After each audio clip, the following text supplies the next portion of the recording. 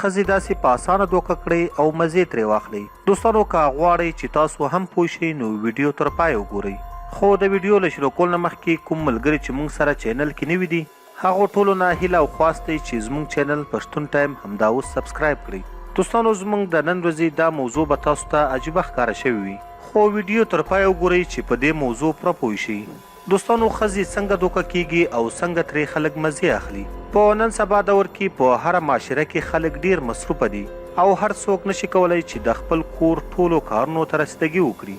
نو د هغې همدا یوازینۍ وجه ده چې خلک ډیر مصروفه او د کار روزګار کمی دی.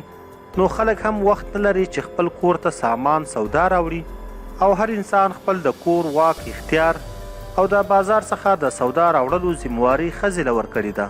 دوستانو د دې کار یو غټ عیب او نقصان دا دی کله چې کومه ښځه د خپل کور څخه بازار ته د سودا اخیستلو لپاره راوځي نو په بازار کې همدې ښځې ته هر سړی له سره واخله تر خپو ګوري.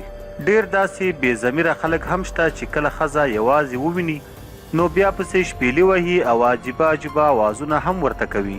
دوستانو زموږ دغه خبرې به شاید په ډیرو بد هم لګي، خو دا د دې ټولنې یو حقیقت هم دی.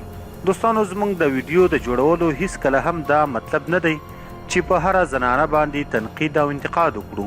د دې ویډیو د جوړولو یوازینی مقصد همدا دی چې همیشه کوشش وکړئ او خپلې فیملي ته ټایم ورکړئ.